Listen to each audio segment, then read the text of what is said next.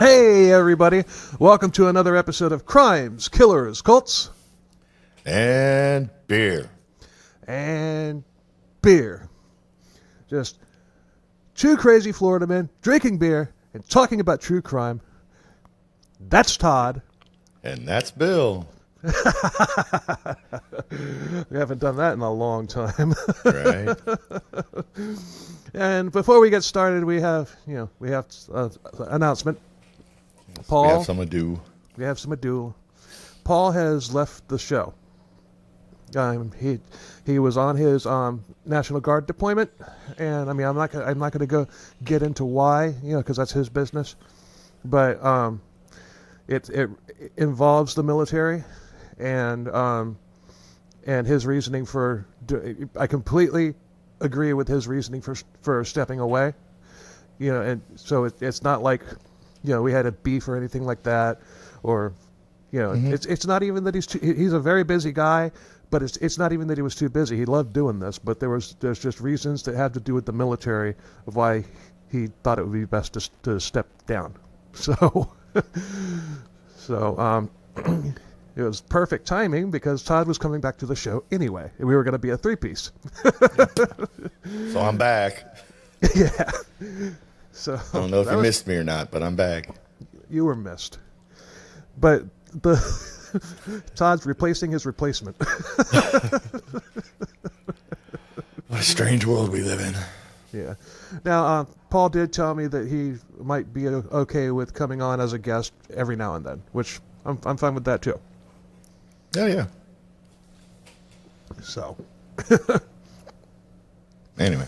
That's what's going on. That's why. Yeah. But, that's why things look different. Yeah. And so, those of you emailing me, it's like, is Todd coming back? There you go. Here I am. So, anyway, we got a cult. Yay, cults. Yeah, cults. This one, it's a nasty one.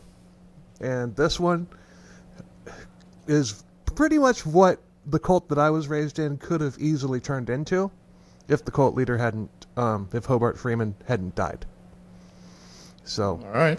Yeah, so there's just and there's like not a lot of difference. Not a lot of difference. It's just I could easily see, that, what I was raised in turning into that. But thank God it didn't. Right, no shit. I would have been out of it anyway. I would have moved in with my dad. But this cult was called The Move, a.k.a.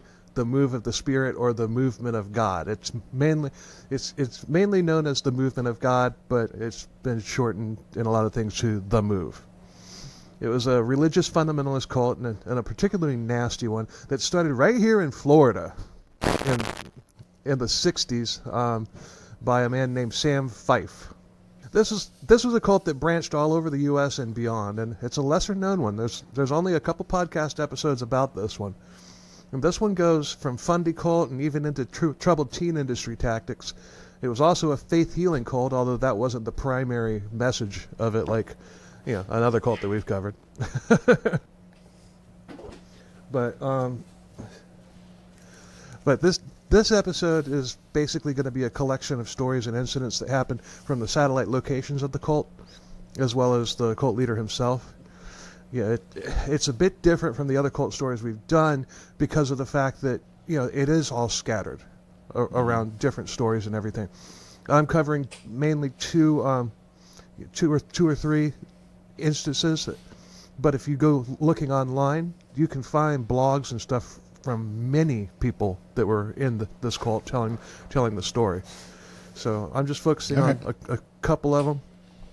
And there were two cult leaders in this one, and neither one of them ever did time. So we don't have anything on legal record about this one either. But still, it's going to be a really interesting episode, believe me. Okay, I'm ready. But the way that it's done shows the widespread craziness that was, that this cult was. And if anything, this story plays out similar to how the Jared Fogle episode that we did, where we had two completely different stories going on at the same time that all met up at the end. Okay. Yeah, it was pretty interesting how that episode turned out. But Sam Fife was born September 1st, 1925 in Miami, Florida. There's not a lot of information about his early life, but he did a tour in the Navy where it's required to get tattoos. much like it is now. Yeah. He also dabbled as a country music singer, and nothing came of that. Thank God. Well, actually, it might have been cool if he had become a famous country singer. Well, let's see. That he would have been what? Like that would have been in the 40s or 50s. Yeah, he would have been a good country. It would have been good country, not what they call country today. And there wouldn't have been a cult. Yeah, that's true. There is that. There's no recordings of his songs that I could turn into, badass heavy metal bangers that he would absolutely hate.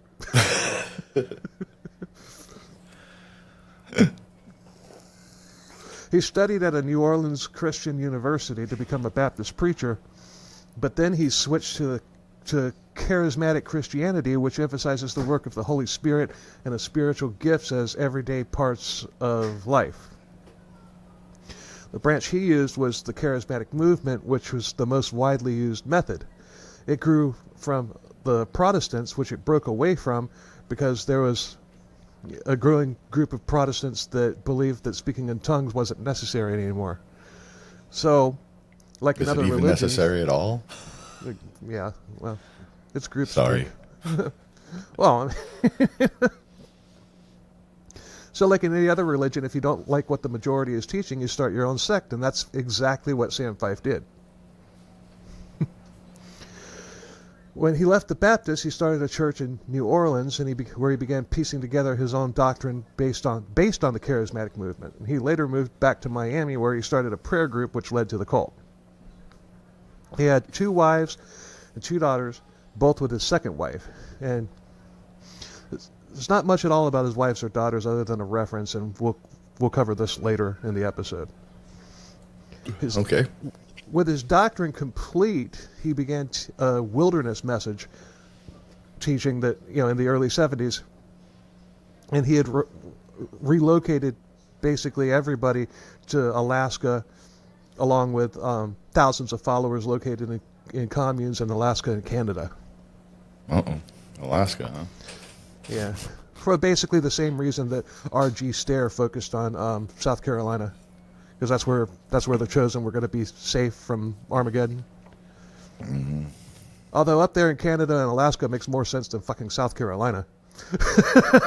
Yeah. It is the last frontier. I wonder if he knew Jewel. He would develop a strict regimen of beliefs that dealt with purification, which included child labor, neglect, beating, sexual assault, and just literal depravity, all in the name of God and in the name of exorcisms and casting out demons. Exorcisms, yeah, that's what it was. Yeah.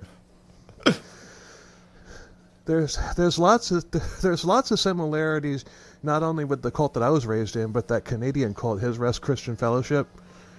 There's lots of similarities in both of them. Although Faith Assembly was on a much bigger scale than His Rest Christian Fellowship. But y'all dug that episode, so you guys are going to dig this one too. I hope so. No, people devoured that episode. That's like I would say in the last 3 months, that's our most listened to episode. I know. So people love the cults. I gotta remember not to lean back or I'll fall off the chair. If you do, I'm not cutting it out. I know. I wouldn't want you to. Sources are the documentary People Investigates Cults Season 2, Episode 5, Yahoo Entertainment, and Wiki. And there's actually a couple other sources that I did not put in the notes. Oh well. In his early 30s, he told Lee, his second wife, that God had sent him on a mission to father a future prophet with a woman who had come to him for a faith healing. Okay. Yeah. Basically. And Lee went along with it. Of course. A year later, he returned with no baby prophet, and if I were Lee, I would have made him get tested for syphilis and any other STD that was known at the time. Yeah, right. He told everybody that the revelation was a deception of his faith. I don't even know what that means. Yeah, I'm like, what? I don't.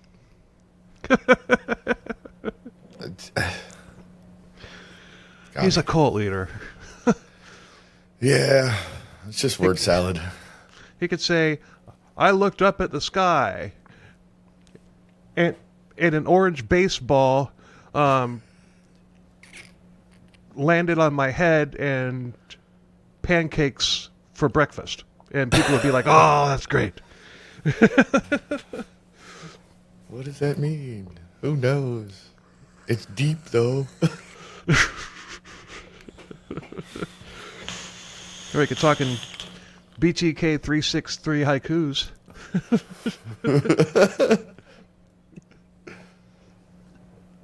At 37 years old, Sam began telling people that he had received a divine revelation from God, and like they all do. So, and he then declared himself to be a prophet. He sold it so well that his followers believed that he was virtually a god, handpicked by God to lead them and teach them and literally think for them. And of course, his doctrine was an end of days doomsday message, and God was picking the people who were worthy of escaping his wrath. They had to love one another and live together in sinless perfection, meaning exactly what I said, sinless. One sin, and you were either out or punished to purify you. Okay. Now, what defines sin in his mind? Anything that just anything that anybody decided was a sin was a sin. Much like Faith Assembly. Right, okay. So, oh, never mind. Just go on. He even acknowledged that the world thought that he was a nut job. You know, to his followers, that validated him even more. It's like, you know, like George Carlin said, you know, it's like Bob Dole during that election came out and said, "I am a simple and honest man." Bill Clinton said, "I am completely full of shit." And everybody said, "Well, at least he's honest." He's honest. Look at this. Your first episode back, and there's a George Carlin reference. Yeah. We'll get Star Wars in here somehow. Yeah. But the doc has something very interesting, and you know, it's a survivor's account. But this survivor was married to the son of Fife's second in command, and we're going to get to her toward the end of the episode. But and I got questions about her. But in 1969, Kara Cobb was 17 years old, living on an army base in Germany. Her father was stationed there, and that's where she met the guy. Her father-in-law, Buddy Cobb, believed that that both he and Fife were hearing from God on all things. Basically, God directed every aspect of their lives, and they didn't breathe unless God told them to. Oh. Okay. Can I take one more breath, God? Thanks. Can I take one more breath, God? Thanks. Can I take one more breath, God? Thanks. Can I take one more breath, God? Thanks. Can I take one more breath, God? Do we have to do this every time? Can't you just go, you can breathe until I tell you to stop? Yeah.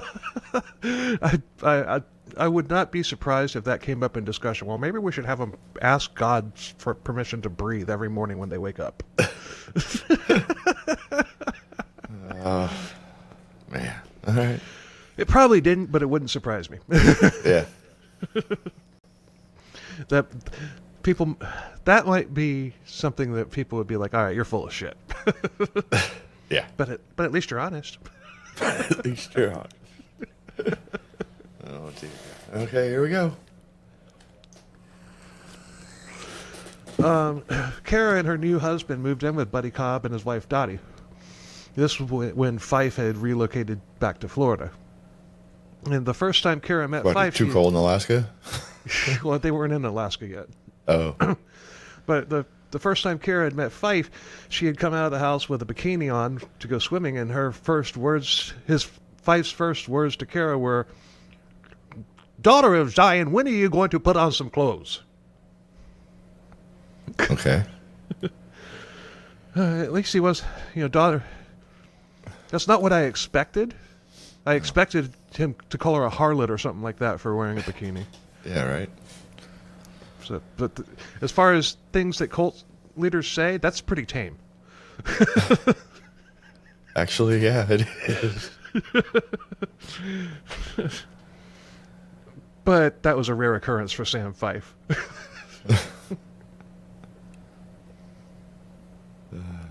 Fife and his wife in Miami started the first official church that was exclusively his. The group started off as a small... Sorry. What? Fife and his wife. Fife is Dr. Seuss now? Well, gee, Andy! God. Jeez, that didn't even occur to me. Oh, jeez. Okay.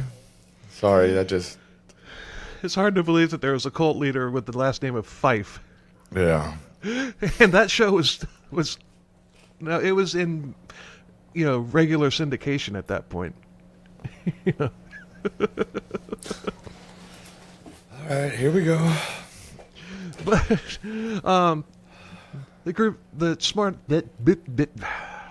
the group started off as a small prayer group that quickly gained enough followers for it to become a church, and he called it the Miami Revival Center. Not a bad name, not a great one either. Yeah. No. Yeah, it's just kind Sounds like there's lots of singing and dancing in the aisles. Probably. Anyway. But Fife had bigger visions. He wanted to be sheriff one day, right? Drive around with a loaded gun, or a non-loaded gun. Yeah, an unloaded gun. But he began traveling the country preaching his doctrine to whoever would listen, and he would leave Buddy Cobb in charge while he was away. His main message was, like I said before, that the apocalypse was near, the end was near, and the only people who would survive were the people that had achieved sinless perfection, which was, of course, impossible. I mean, everybody sins. Oh, yeah. Even Sam Fife. Yeah, that's why I was asking earlier what you... I think that a cult leader in general is just like, the day that you decide, hey, I'm going to be a cult leader, you're sinning. Pretty much. He had a path to salvation. You had to trade in your old life for a life with God. Do that willingly, and you will become a manifested son of God, a chosen one. Like Anakin? There it is. I knew I'd get it there somewhere. You had to be baptized. You were led into a room where people laid hands on you. You were told to raise your hands and open your mouth, and the Lord would speak through you, as in speaking in tongues. But yeah, you had to separate yourself from the world and literally have nothing to do with anyone, friend or family, or even coworker if it was outside the group. If you were not of the group, you were going to hell, and you would go with these people even just for being associated with them. And if you're thinking, wait, didn't you say they stopped speaking in tongues? Well, the charismatic movement did. Fife used that as the foundation of his doctrine, but he, like every other cult leader, moved the goalposts whenever it suited him. Well, yeah. I mean, never mind. I don't want to go there. I mean, no, I'm not going to go there. We'll start going there. Well, this just reminds me of like the young Earth creationists and all that shit. That every time they say like, oh, you people say that we evolved from rocks. You know what I mean? Yeah. You probably don't know about. I watch this shit on YouTube all the time because it fascinates me how. But how could we evolve from rocks? Well, see, because they think that because us atheists or whatever, they think we believe in the Big Bang Theory and all this, and the universe just happened and the Earth just formed and then rocks formed and then life evolved from rocks. But so they say that as like to put us down. But then you read the Bible, right? Well, God created Adam from the dirt, so how is that not evolving from rocks? Not the same, you know what I mean? And then they change, then they change it. No, that's not what that means. No, that's not what blah blah blah. Well, then explain it. You're going to hell. Yeah. But speaking in tongues is a form of group speak that cults and the stricter fundamentalist churches use as a method of control. If you can get you to, following, if you can get your own following to believe that God is speaking through you by babbling with an occasional hallelujah thrown in there for good measure, you'll believe whatever they want you to. Yeah. And speaking in tongues. I don't know if I told you this, but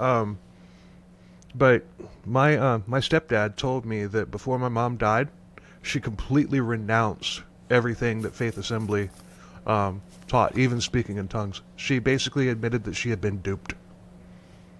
All right. He told me that a couple months ago, and I was just like, holy crap. I wish I had done that before we did episodes 10 and 11. Right. but because I'm starting to, I'm being invited on podcasts to talk about it now. So cool. Yeah. You know what I mean. Yeah, I've already been on one. I've got another one later this month, and yeah, cool. Had a feeling it was going to happen. I mean, I remember us talking about that, where it was probably going to happen. Well, it's happening. Yeah, right on. And every one of them has video, and that's going to be in the background. Shameless plugs. Yep. So, into the 70s, Fife's followers were growing into the thousands, and people were even relocating to Miami to be part of the main church. Is that really why they were relocating to Miami? I mean, it's Miami. It's Miami. Yeah. And they probably and English was probably the majority language back then. Yeah. I was thinking yesterday, there's probably more Cuban Americans in Miami than there is in Cuba. Oh yeah. I mean, not Cubans from Cuba. You can't go anywhere in Miami without having to speak Spanish.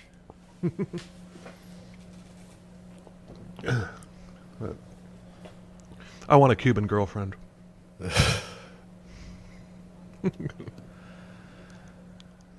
Okay. I do. They're gorgeous. Oh, no, I'm not disagreeing with you. Into the 70s, Fife's I already said that. But he had satellite locations in Georgia, Texas, Ohio, Massachusetts, Mississippi, and Alaska. In Canada, it was in Ontario, British Columbia. They all had locations as well. And they all had different names. And like I said in episodes 10 and 11, the reason for that is so that if one satellite location went down, it wouldn't be connected to the others. And that was the first thing, other than the faith healing and speaking in tongues, that was the first thing that really struck that really made me link this to Faith Assembly, because it's like, holy crap, that's precisely why Faith Assembly's satellites all had different names. But the teachings all came from the top, but the were given by the leaders of all the satellite locations, much like Faith Assembly. Mm-hmm. Oh, that this was before Faith Assembly. When he was gaining steam, Faith Assembly was just starting.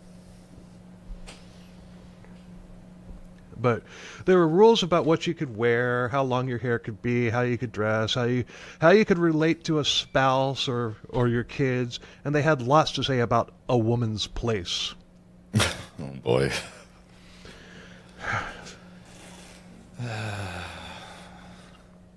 Holidays were a sin, birthdays were a sin, TV, movies, toys, all sins.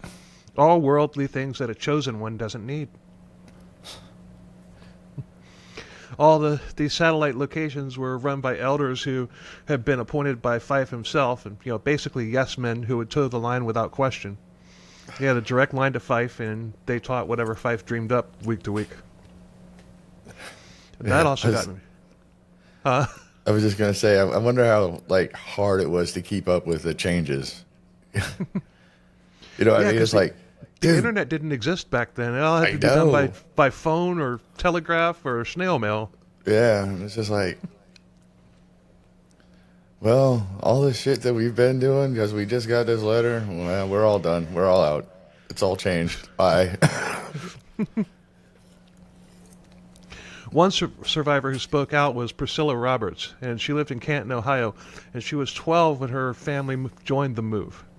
And their entire family lived in a single community in Canton, and they're a very close-knit family, but her mother was extremely religious. Priscilla, however, was not. She didn't believe the stories in the Bible, and as she got older, that drove a wedge in her and her mother's relationship. Even as a kid, she's thinking for herself. Mm-hmm. Her mother started attending the move and dragged her family into it. That sounds familiar. Right? Her mother was immediately taken in by this new doctrine, and she would vigorously study the weekly messages, and during the week she would binge tapes, messages from Fife himself on cassette tapes that were available to borrow or buy, and that sounds familiar too. I was going to say, yeah, this is sounding oddly familiar. Priscilla's family had a really big house, which her mother let the growing church use. It was it became a secondary location with services during the week where the followers would meet and discuss the messages and pray. She was all in. All in.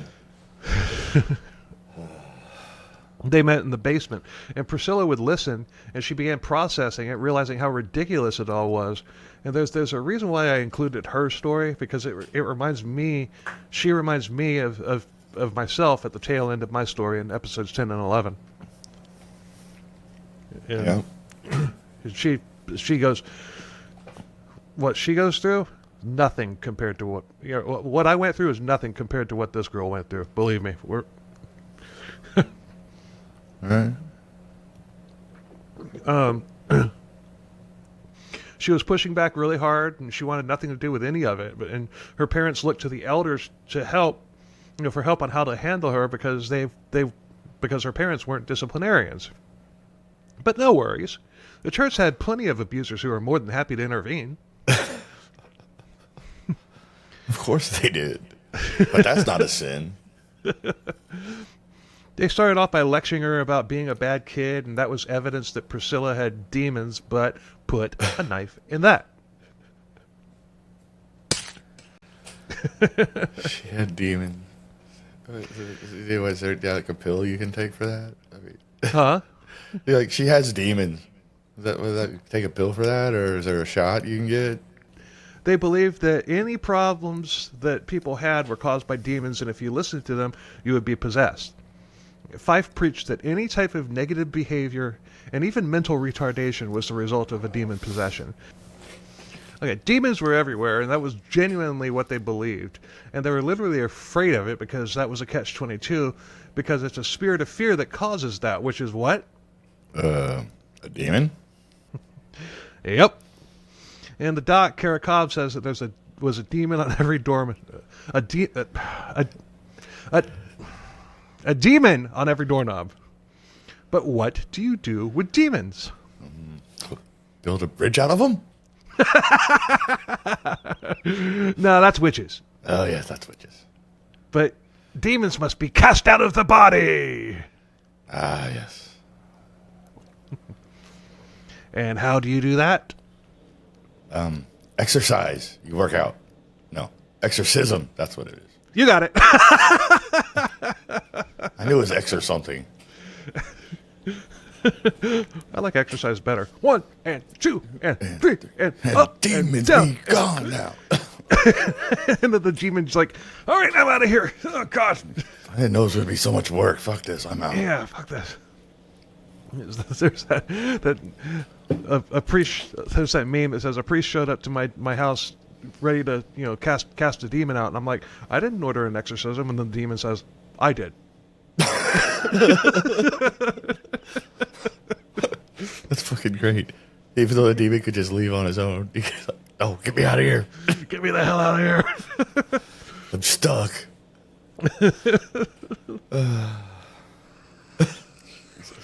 But yeah, we're going to the exorcisms now. There's one woman, Jane Miller, a mother of 6 who had struggled with mental illness. She had been in psychiatric hospitals, but nothing worked. Her family had spent thousands of dollars on doctors and treatments. She would beat her head on the wall. She would threaten to kill her children. She beat herself relentlessly. She had seizures frequently, among other things. Sam Fife heard about Jane and decided that what she needed was a good old-fashioned exorcism. Yeah.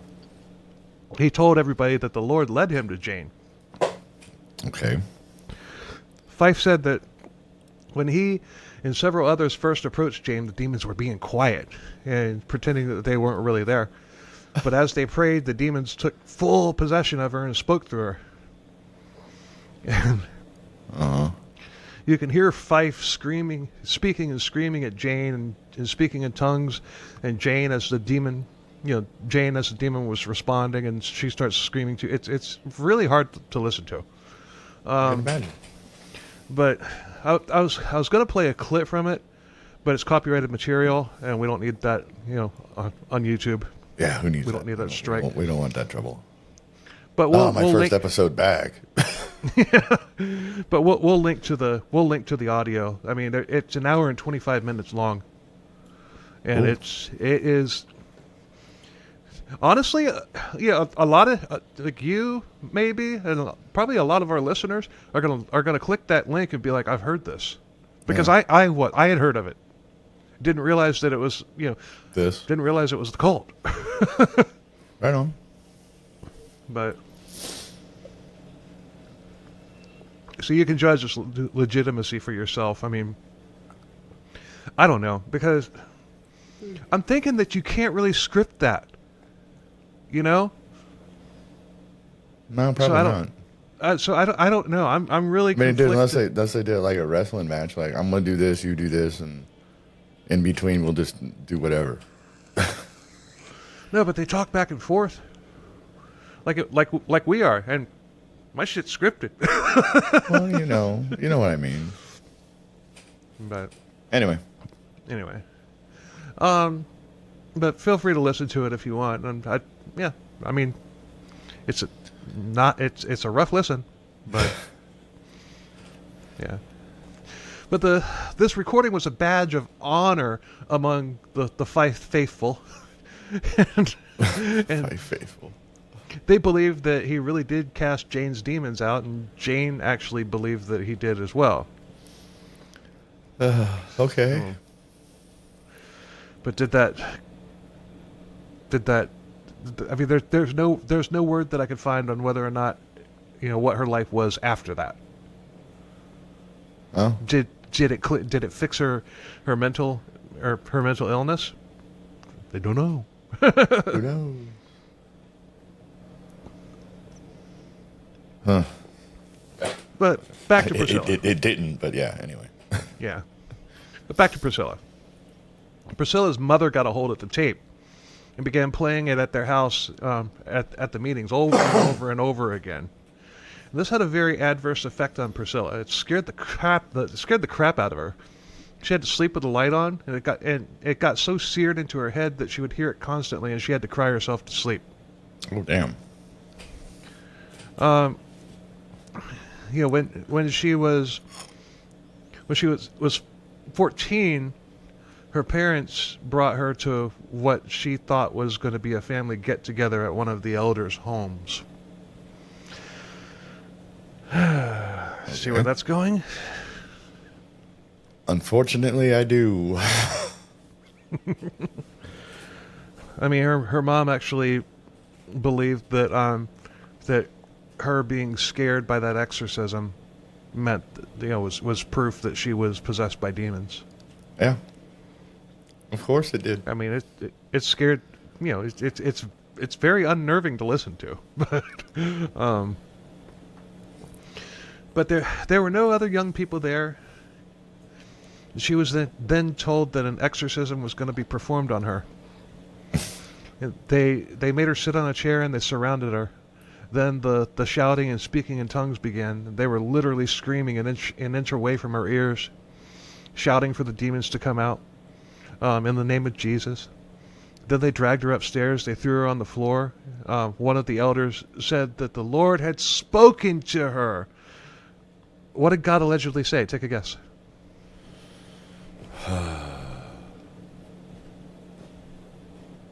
About getting the demons out. I don't. Let the paddling begin. The paddling began. God allegedly said that the way to get the demons out would be to paddle her. So they put her face down on the floor. Not a bed, but the floor. Two people held her down, and the others grabbed huge wooden paddles and started beating her all over her body, screaming for the demons to get out. And of course it was in the name of Jesus. So it was okay. Huh? I said so it was okay. Yeah. When it was over, she was severely bruised, probably bleeding.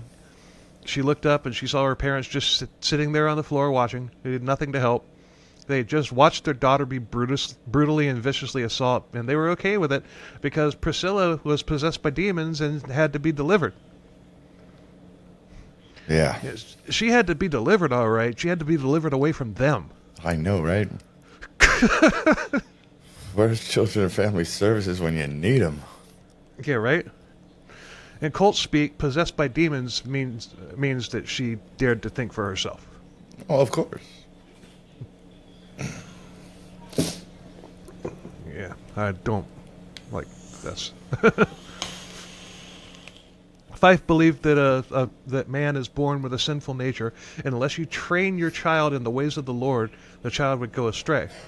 He admitted that he would frequently beat his own daughter with a belt, and he said that it was better for her to have red welts on her rear end than to have scars on her soul. See, I don't agree with that, but anyway. I guess that's just me. But that's sound logic, though. I mean, I take everything bad I ever said about this cult. No, I don't. No, I don't. No, I don't. Oh, man. All right. By now, the church had more satellites in Canada as well as in South America. Moving on up. Yeah. I wish Fife had gone to Guyana. Here. What's the flavor aid? It's good. It's great. It's good stuff. It's got a real kick. Yeah. A new satellite in Toronto was attended by Richard Kears. His parents had begun taking them there, to the church there. Richard was one of 7 kids, and they had a farm, and they were doing well enough for his mother to be a stay-at-home mom. They were a close-knit family. They were religious, but one summer, Fife came there for a convention, or as Faith Assembly called them, seminars. His parents were taken in by the energy of Fife's worship, as well as the worship service, as well as his message. And the next stop for Fife on the convention tour was Charleston, South Carolina. South Carolina. Yeah. I wonder if R.G. Stair was there. I don't know, what year was it? This would have been the early 70s. Nah, he wouldn't have been there. He wouldn't have been there. I don't know, he might have. Wait a minute, hold on. Remember, God, that episode was a long time. I think it was like episode 16 or something. But I've been gone for 6 months.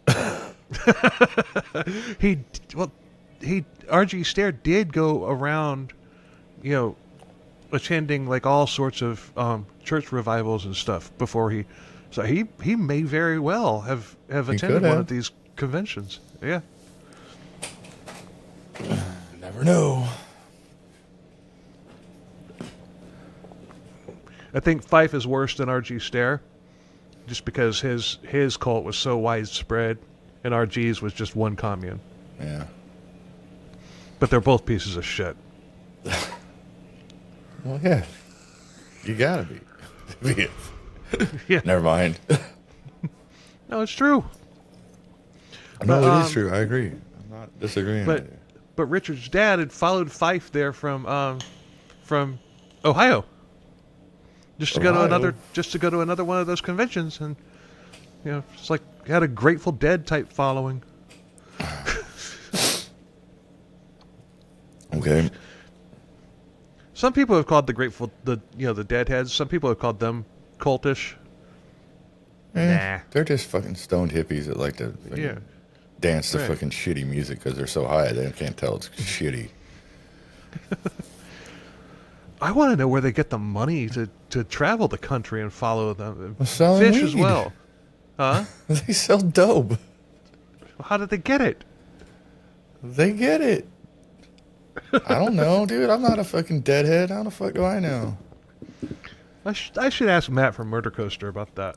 Dude, you know what I saw, dude? I was there's a listing on Reverb. It's an amp that Jerry Garcia used in the studio on one overdub on one song. That's the only time he ever used it. Supposedly. And somebody's got it, and they're selling it for I forget how much. It's something in the high six figures they're trying to sell it for because it belonged to Jerry Garcia. Yeah, it was probably some stupid amp like a PV Rage or something like that. No, it was I forget what it was, but it's been like. But when Jerry got it, he customized it, so it's not. He put like he had it like done with like the fucking what do you call it? The upholstery with the tuck and whatever. Yeah, the tuck and roll. So it was like upholstered in white, and he had like a Chrysler car emblem on it and shit. He did stuff to it himself, but it just it's an old amp from like the 60s or something. It's been really fucked up, and it's nowhere near worth what they're. I will say one thing about Jerry Garcia's sound. He had a great clean sound. Yeah, he did have his clean sound was amazing. That's all he had, though. Yeah, I know, but still, I mean, there's something you hear one little clink on that, and you'll know that's. Oh yeah, Jerry Garcia. He definitely has an identifiable. Yeah. But. Anyway, we digress. Hashtag. But Richard's dad came home and he sat the family down. He said, "There's going to be changes in their lives. God had spoken to him. They're going to stop going to the church that they have been going to.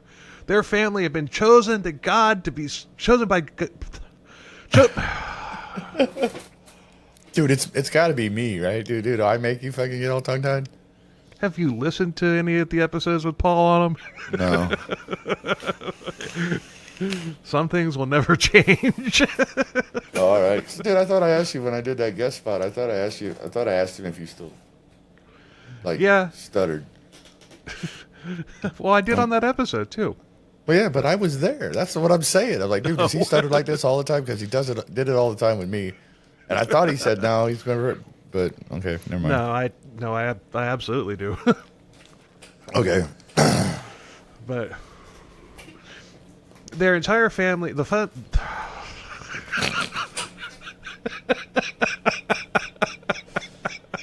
Actually, that was 3.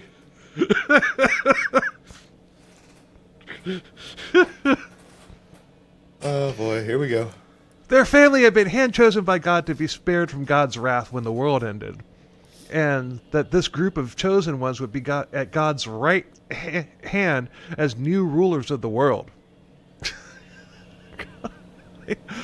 I can't help but laugh. That's just why anybody would buy into that. It just does not compute. And I'm a former cult member. Yeah, I don't know, man. I'm at a loss. It's just. But if you're a kid in a close-knit family and dad is the smartest man in your world, and when he comes home saying, "Guess what, fam? We're going to be the rulers of the new world where God comes back and ends this sinful world," you're going to be excited as a little kid. You're going to believe him because it's dad. Well, yeah, you believe your dad. You can't. Yeah, so naturally, all the kids bought in, and they knew the life that they knew had been swept away like garbage in favor of this new life of literal garbage. Yep. But then there's that pesky sinless perfection thing. There's always that. Yeah. Both of his parents became elders, and Richard and his siblings all became extremely afraid of going to hell because his parents had weaponized everything. Steal a cookie? Hell awaits your soul! Disobeying your parents? You're possessed by demons!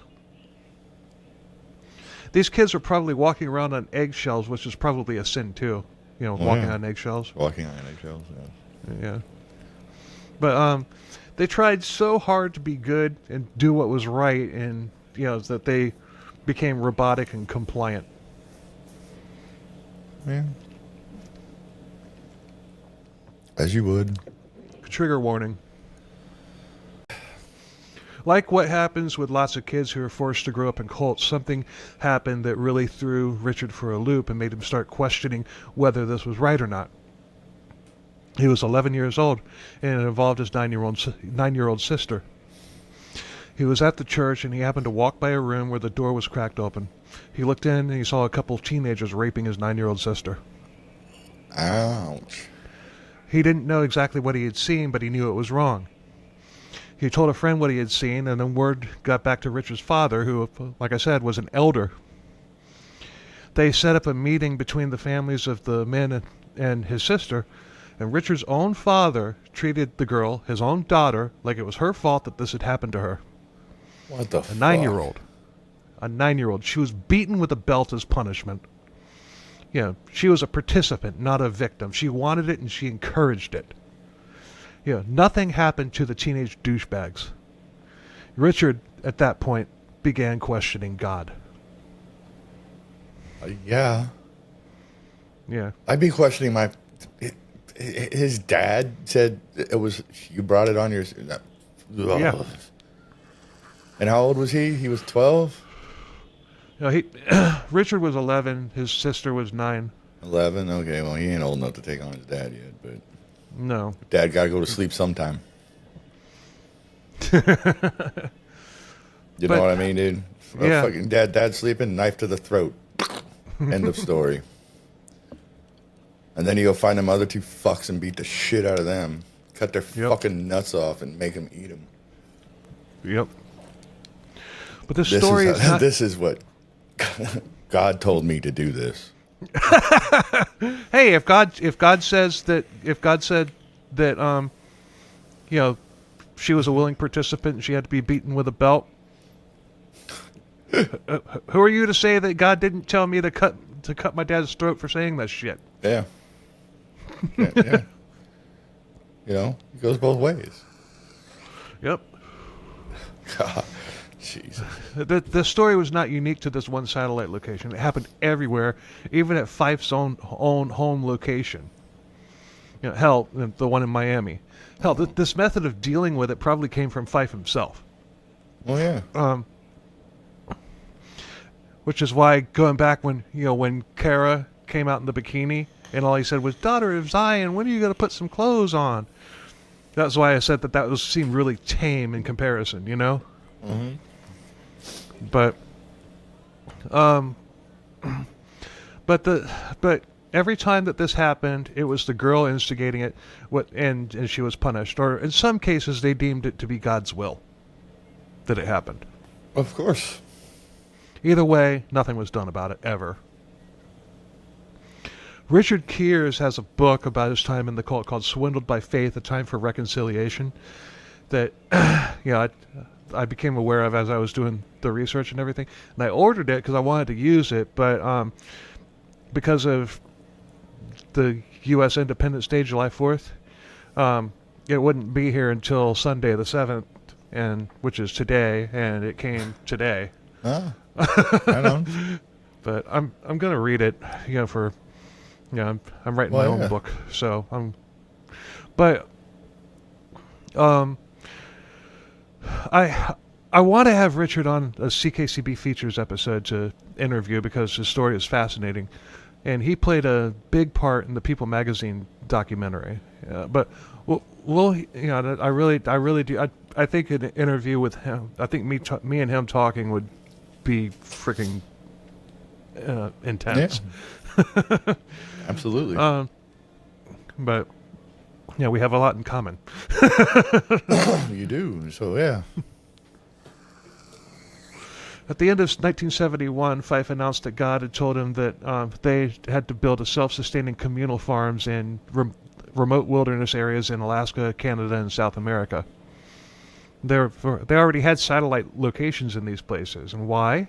Because the apocalypse was imminent, and the locations were those locations were where God would protect them, and it was going to happen now. Now. The apocalypse is imminent. The end of the world is nigh. Lock up your daughters, hide your wives. Oh, God. Dogs and cats living together. Mass hysteria. Yeah. So cultists quit their jobs, they emptied their bank accounts, sold everything, and of course all that money went to Fife to help them build these farms. But sure it did. That was just for the materials. The building of these places, literally in the middle of nowhere, was to be done by the cultists, kids included. Oh, yeah. If a kid was caught playing during that time, they were given another task to perform. Okay. If you have time to lean, you have time to clean. Your background in restaurant. But if you have time to play, go fetch some more hay. I don't know. Yeah, well. Once the communes were established, they came up with their own independent governing systems that worked for them. The elders would take turns to act as sort of an executive officer of the week. But all the decisions of that officer would have to be ratified by a special biweekly meeting by a simple majority in the case of purely internal matters, and 2/3 majority in the case of more public affairs. Okay. I didn't follow all that. I really didn't. Imagine that in But I a guess that British was the accent. point, right? Imagine that in a British accent.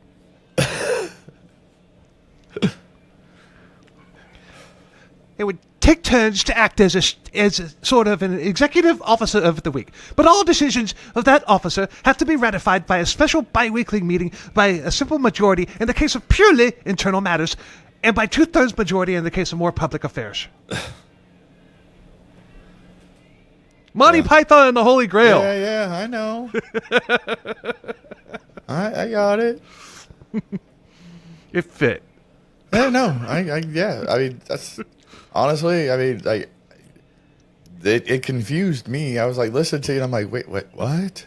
Where's this going? I mean, I don't understand. I can't believe I got that without even cracking. No I can't believe I got through that without even cracking a smile. I can't believe you said all those words without stuttering. I had to, because I that can was feel a it coming. lot, dude. Usually that's the kind of stuff. Usually that's the kind of stuff that trips you up. And then I did it in a British accent. Yeah. No, I figured when you said imagine a British accent, I knew that's where you were going, and I was trying to remember the part that it was like. You know what I mean? We were. No, but seriously, each commune had its own set of rules for maintaining the doctrine. The move, pun intended, was hard on everybody, but Priscilla, who was literally still nursing the wounds from her assault, had a really hard time with it. She was basically being shunned, but not allowed to leave. So she was just basically like existing, and everybody ignored her. Wow. I thought that they cast the demons out. Yeah, she should be good, right? She should be, you'd think. You'd think. Wow. One night, she slipped out of her bedroom window and to walk to a place where a friend was going to be meeting her. But her mother had been listening in on the phone conversation, and she was caught and dragged back inside. And, of course, her parents went to the elders. Oh, yeah. And hello, TTI. Let the beatings commence. Troubled teen industry.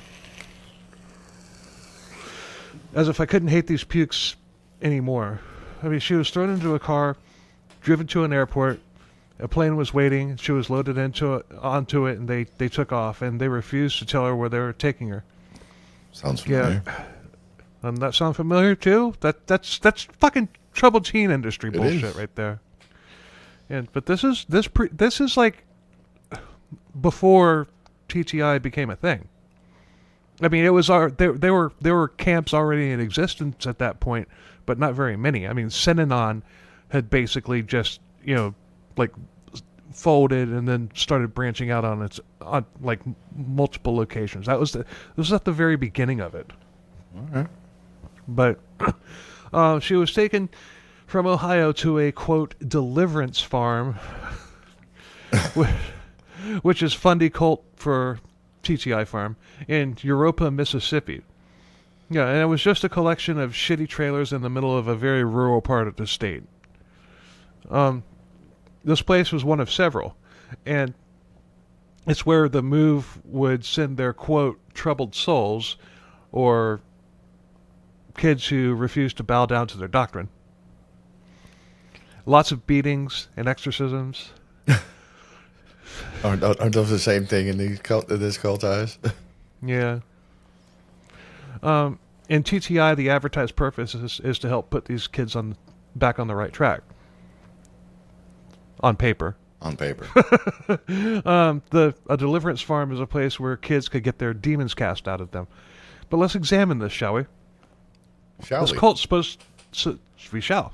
Yes. This cult's supposed to be the greatest thing since sliced bread. But I've never heard of a cult that had its own concentration camps for people who weren't towing the line. Yeah, that was new to me. I've heard plenty whose entire program is like that. Right. But I've never heard of one that had its own separate re-education camp for kids. that was new. That was a new one. But hey, somebody had to come up with it. Yeah. John and Bambi. By the way, John and Bambi Henson. No relation to Jem. But okay.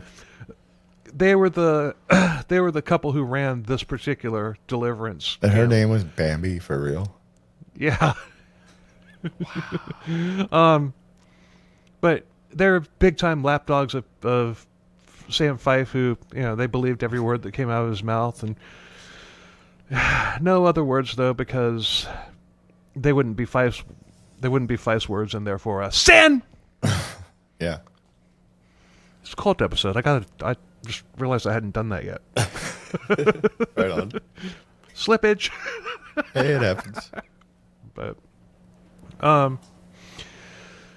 I asked Nora if she had ever heard of John and Bambi Henson. I was just curious, because it's just like, for them to be doing this, I wonder, because like I said, nobody did prison time. Mm-hmm. So I'm like wondering if they got into TTI. She says she might have heard the name, but she wasn't sure. All right. But honestly, I hope she hasn't heard of these pukes. I know. I could have been through enough. Yeah. Anyway. Priscilla's parents told John and Bambi, all the bad things about her, some probably made up, and some very likely exaggerated. Yeah, and to one of the things that her mom had said, Priscilla replied, "Bullshit." To which John Henson walked up to her, got right in her face, and said, "You will not talk that way here." Fuck off. And Fuck yourself, her parents old just man. yeah, her parents just left her there. Priscilla had to have someone with her all the time because she was considered a flight risk because remember she had tried to run away from home. She and other teens weren't allowed to speak to each other because they didn't want the teens reinforcing each other, and that's fucking TTI. Uh-huh. That's exactly what that That's is. exactly what that is. Yeah. But since this is just a religious cult version of TTI, what happens to Priscilla next shouldn't come as any surprise. And it was happening to others as well, many others. And I'm going to put a call out right now. If you're a survivor of the Move cult, I'd like to have you on an episode of CKCB Features. Yeah, hit me up at ckcbpodcast@gmail.com. Seriously. Yep. I'm one of you. I'm a cult survivor myself if you're new to this. So I'm not a TTI survivor, although I am an ally to the TTI survivors. But kids were tied to their beds at night. They would routinely force kids naked into ice baths. You know, lots of paddlings, lots of beatings. And they liked to do the punishment in the middle of the night so that other kids would wake up to the one being punished screaming from being beaten relentlessly. Mm. So what a way to wake up. Yeah. You wake up to your to one of your fellow prisoners just being, brutally assaulted. Well. But the fact was that this was your existence at these farms. It's not surprising that some of the kids eventually fell into line. And, no shit. Yeah, and when they finally were broken, it would be a miracle, and the demons were gone. Yay! Hallelujah! But Priscilla would not be broken. Good for her. She focused on her life before she was sent to the farm, before the exorcism, before the cult.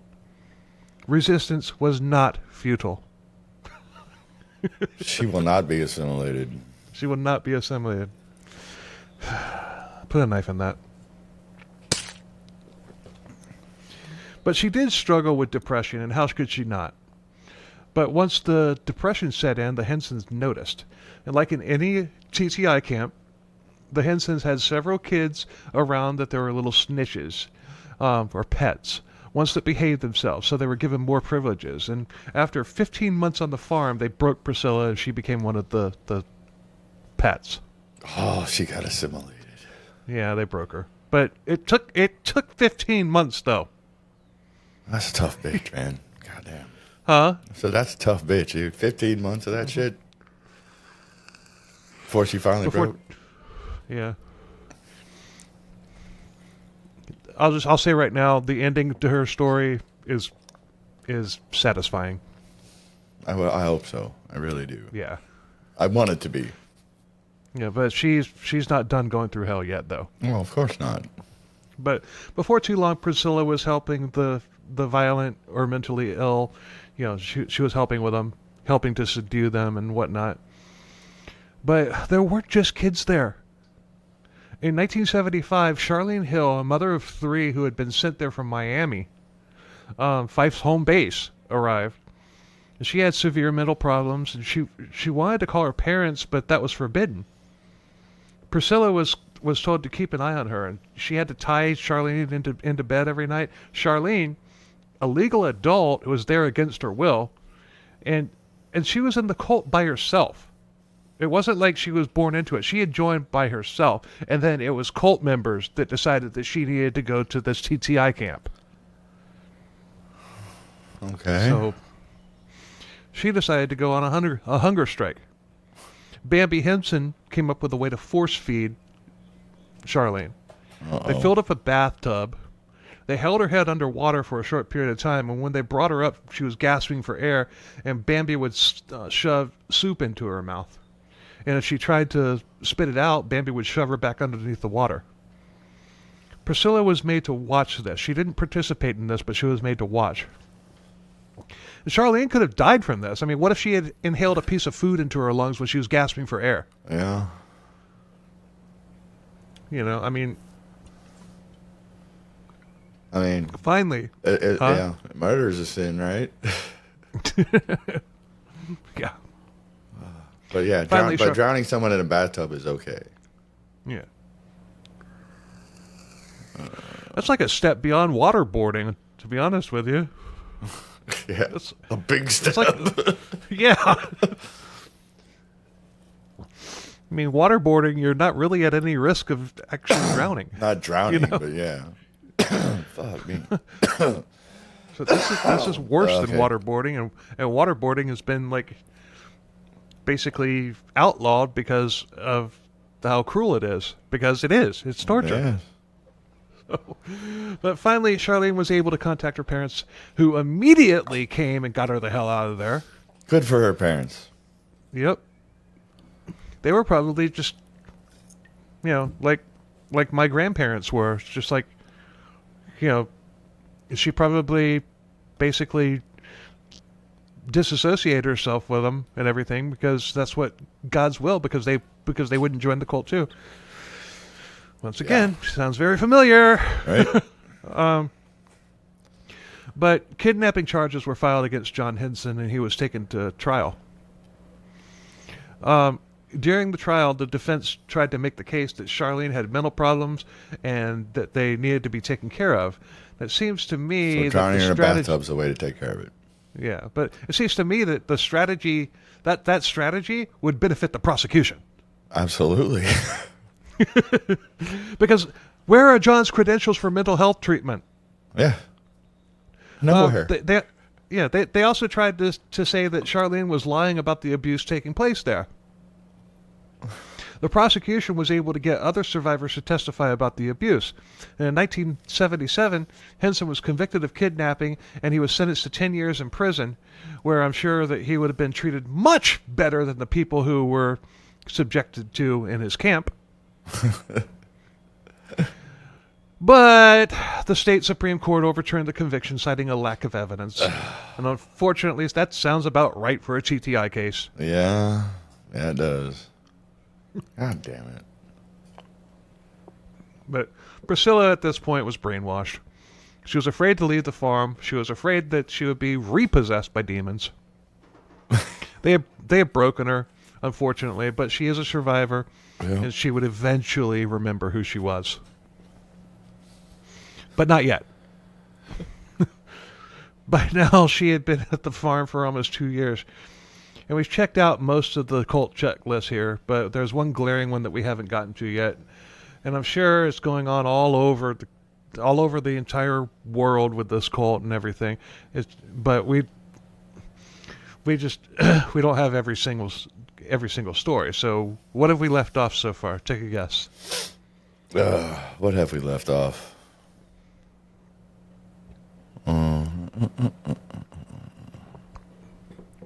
I'm drawing a blank. She was told that she had to marry another member of the cult. Oh, yeah. Oh, yeah. See? She's 16 at this point, and she didn't want to marry. She didn't think that she was old enough to marry. But she isn't. Right? Exactly. But forced marriages, they weren't the norm. They had a whole ritual for couples who wanted to marry. A couple wasn't allowed to hold hands, touch each other, or even be alone together for a year. And at the end of the year, they had to have the marriage approved by the elders, who would have to have prophetic visions showing that the marriage was God's will. That's for couples that wanted to get married. Okay. So it had to be ratified by a bi-weekly... With a 2/3 majority. Yeah, but they insisted that this arranged marriage was the will of God, and if she disobeyed the will of God, she would what? Take a guess. Be possessed by demons. Yep. Yeah, I got it right. You got it. Or repossessed. Dude, that sounds like a movie. It does. I swear a movie about this cult would... Well, I'm not even talking about the cult. I'm just like just a straight up like funny like comedy horror film. Oh yeah. I've been repossessed. So she was still brainwashed, and she agreed. And John Henson performed the ceremony. She didn't want any children with this guy. She wanted to use birth control. So at this point, it's coerced rape. She didn't want to marry the guy in the first place. Now she's saying that no birth control is allowed for... Because every sperm is sacred. Sacred. But, she didn't want to be married, but she was forced to. Now she doesn't want to have kids with a rapist, but 9 months later, she has a daughter, which she, of course, fell in love with. And she eventually learned to love her husband. But this guy's not all bad. He was probably coerced into it the same way that she was. You got a point there. Yeah. So that still doesn't make it right, but no, it doesn't make it. It doesn't make it right. I'll think a little bit better of this guy right now. Well, you'll think a little bit better next. But his brothers had been in the cult, but they had got the hell out, and they were trying to get him out. Priscilla still had a sliver of herself left in her heart, and she knew how the cult treated kids, and she didn't want that for her daughter. They got the hell out of Dodge, and the farther away she got, the farther away they got, the more the real Priscilla came back. Good. Yeah. She went to college. She got a medical degree. She works in the mental health field. She took her experience and did something that would actually help others. Right on. She treats her patients with kindness and genuine love. And if this horror hadn't happened to her, there'd be one less good mental health doctor in the world. Yeah. So, you know what? Cheers. Yeah. Applause. My applause button isn't working. Damn it. That's fine. I'll put it in post.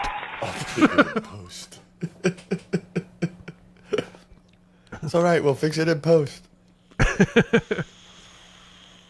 In the late 70s, most of the followers by now were on the communes. And now we're going to check back in with Richard Kears, who was still a member, but he was trying to make sense of his reality.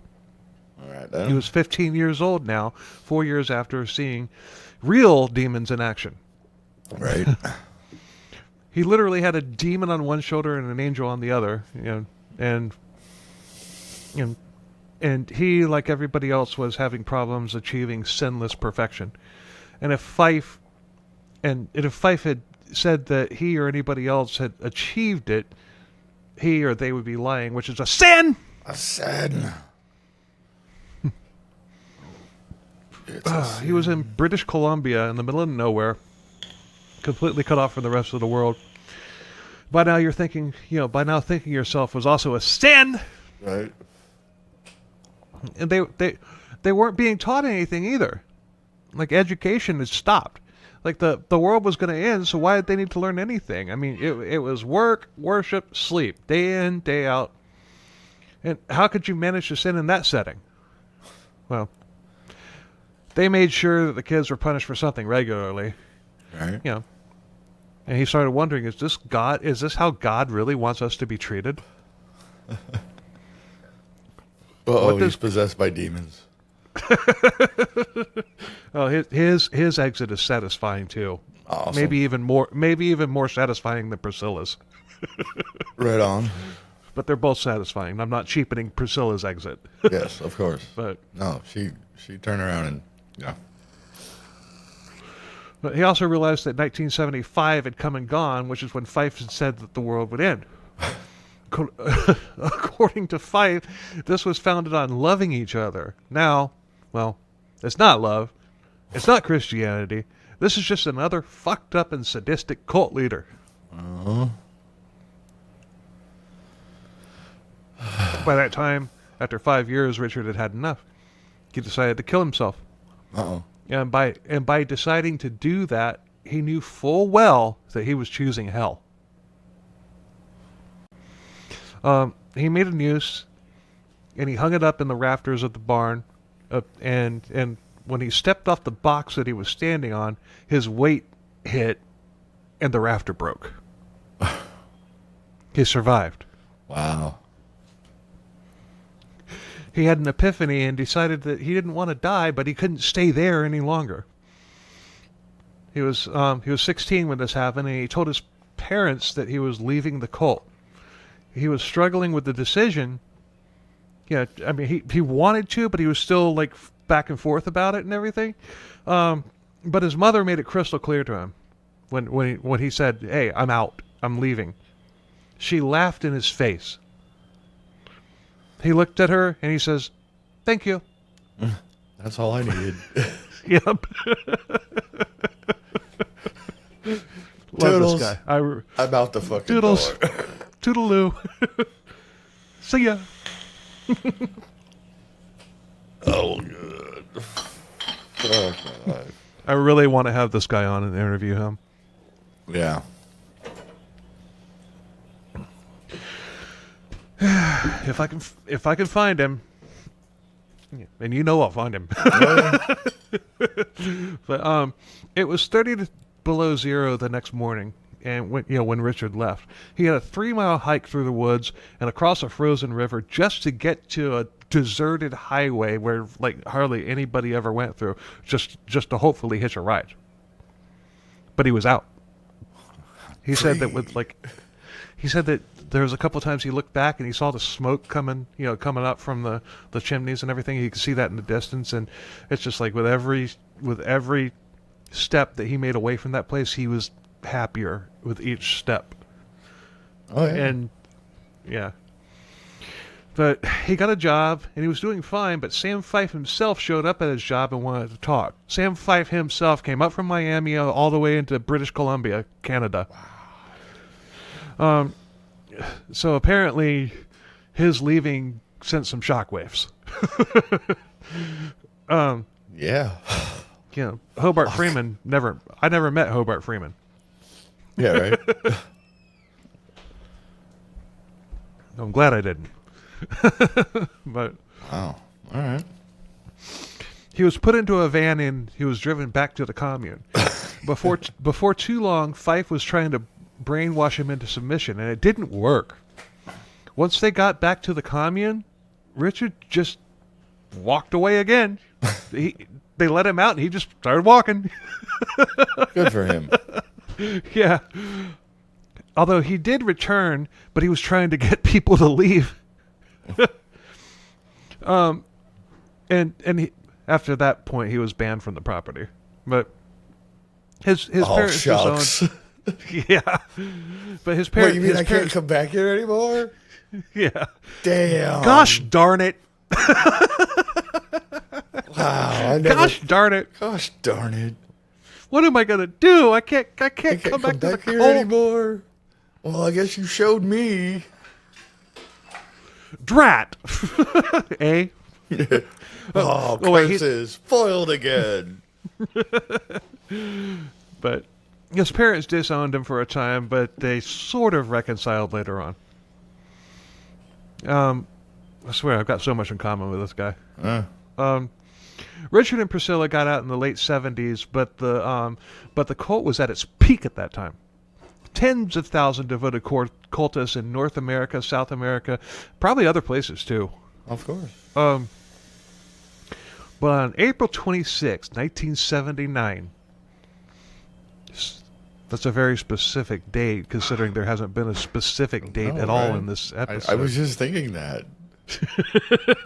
Something bad, if you're a devoted cultist, happened. Sam Fife. Got possessed by demons? No. No. But Sam Fife and 3 of his elders were flying in a plane over Guatemala. They were probably looking for another spot to put a commune. Yeah. I don't know if it was random mechanical failure, divine intervention, or the fog, but the plane crashed and everybody on board was killed. Yes. I'll have to add it in post. my sound effects aren't working.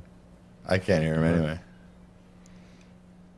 But how could this happen to the prophet? The prophet was supposed to live forever. Well, The way that it was spun was that Fife had achieved such a level of perfection that he could no longer be on this earth, and that God had taken him. What about the other two people?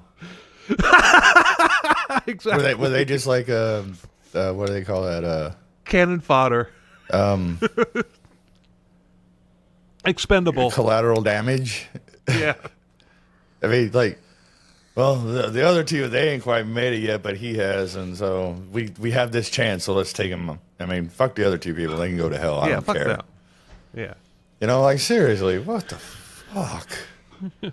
But it's always something like that when these pukes die unexpectedly. Hobart Freeman of Faith Assembly died of preventable diabetes complications and a nasty case of gangrene because he refused to go to the doctor. And with him, God called his prophet home. Yeah. Whatever. Father Yode at the Source, the Source family was essentially the same thing as Fife, but when he crashed his glider, he actually wanted to go to the doctor, but his own followers were so brainwashed that they wouldn't let him go to one. No, I really want to go to the doctor. No, you don't. That was episode 100. That was our 100th episode celebration. But don't want to go to the doctor. Well, what I do, I really, really do. Yeah. But after Fife died, Buddy Cobb, remember him? Vaguely. He took over the leadership of the move, and it's still, the move is still kind of in existence today, and I guess the imminent apocalypse wasn't so imminent after all. Because no shit. Fife had predicted that the world would end in 1975, then 1979, and then Cobb predicted 1982. And then Cobb decided that only God would know the true date, but they better be ready. Well, at least he was smart enough to realize that setting a date is not a good idea. After he had already done it once. Yeah, well, okay, I was wrong. I ain't doing it again. You know what I mean? Unlike all these other ones that, the rapture is coming, the rapture is going to be here. Nope, it's like, dude, the rapture is supposed to have happened like what, 20 times, and it's never happened. Yeah. Just saying. But the numbers began to dwindle, especially when Cobb died in 2017. He just died of old age. But how old was he? One thing. I'm not sure. All right, he was old. He was old. I mean, he and Fife were pretty close to the same age. So Fife was born in like 1925. You said, right? 25. So 2005, 80. So wait, he died in what? 2017. So he was probably born in like 1935, 1940, something like that. So he was close to 90. Mm-hmm. Yeah. Well, hey. I would say he had a good life, but he didn't. One of the things that Fife said, like early on, was that if he ever died, that would be the proof that he was a false prophet. Oopsie. But seriously, why would you even say that? You know you're going to die. You know you're full of shit. Oh, God. Really? So he dies, and do people know that he said that? Like the people in his cult? Then why didn't everybody just go, well, this is all bullshit, and just leave? He said if he ever died, it was a false prophet. Well, he's a false prophet. Let's get the fuck up out of here. Right. Exactly. And he died in 79. And they just kept going because, he didn't really say that. God took him. Yeah. Because he was so perfect. But geez. That's how Cobb spun it. Yeah. That's how Cobb spun it. Yeah, he spun it. Yeah, I know. Because he's like, dude, I have power over all these people. Why am I going to let this go? Right. And I thought that I had that in my notes, but I guess I didn't. Because it should have happened by now. Unless it happens, I wrote it in somehow later, which we're almost done. But the farms are somewhat active still. If you want to join, Why would you could. But although the cult is active, it's a shell of what it once was. But it wasn't all sunshine and rainbows in the cult. Kara Cobb, Buddy's daughter-in-law, began having problems. In 2009, her husband, the son of Buddy Cobb, began having emotional relationships with other women. And she Emotional? didn't like it. Well, I'm sure there was more. But she was told by lots of elders just to be quiet and to know her place. Oh, Jesus, fuck. She told the move, their elders, her husband, and Buddy Cobb to fuck off. Good for her. She divorced her husband. Her husband was never named. I couldn't find her husband's actual name.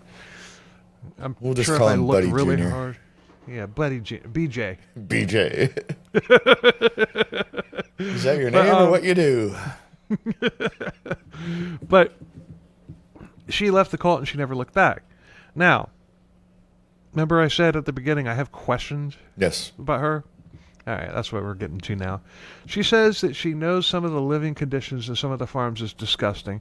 She says that she doesn't regret her time in the move, but it's not the same as it was before. I'm not saying that she's a bad person, but does she condone forced marriages, victim blaming, rape, child abuse? Yeah, I don't know what to think about her. No, she's totally guilty of all that. Complacency is guilt. Yeah, she It's got guilt by out when it was association. she got out when it was bad for her. Yeah. Yeah, and she says that she's heard about all those abuses and everything and wants those truths to come out. If she knows they're truths, why not come out on her own? Yeah, exactly. Because she doesn't want to get caught up in it. She doesn't want to be blamed for it. Yeah. Because she was, if you're there and witness things happening, you are guilty by association. Mm-hmm. If you see somebody murder somebody else and you're there and you don't do anything about it, you are guilty of murder by association. Exactly. Yeah, it's just that thing was where she says she wants the truths to come out and everything. If she didn't believe them, she wouldn't have called them truths. I agree. So, I mean, I'm not one to point fingers at a cult survivor, but I don't really. I mean, she was at the top of the heap. Yeah. Nothing bad happened to her until her husband started becoming unfaithful, which is a sin. A sin. But yeah, no, dude. I mean, yeah, whatever. She survived it. I got out or whatever. But at the same time, though, she's still guilty as hell. You can't. It's hard to be on her side. Yeah, it is. I mean, and because she got out. If she had come out and said, you know what, like my mom, mm-hmm. I was duped.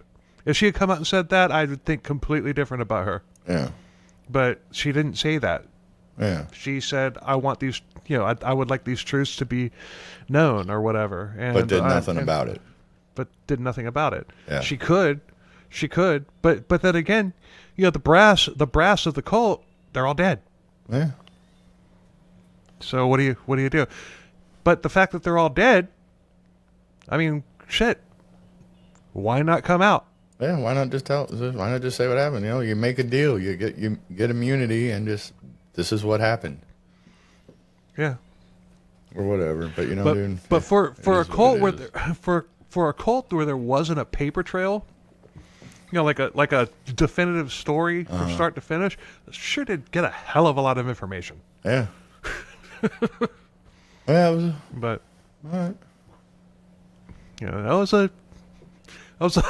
was a really good one. I mean, I just happened to stumble across it. Yeah. Anyway, thanks a hell of a lot for listening. We appreciate the hell out of it. It's great to have you back. Back as my only co-host. Yeah, this wasn't what we planned, but hey. Yeah, but it's great to have you back. Yeah, and it's good to be back. Yeah, and And, like, subscribe, share, All that rate, stuff. review, all that stuff. Leave us a comment on YouTube. Leave us a comment on Apple. Make sure you hit the dingy thingy on YouTube so you get notified when we put one up. That too. And if you like us, tell a friend. If you hate us, tell a foe. And until next week, later. Cheers, everybody.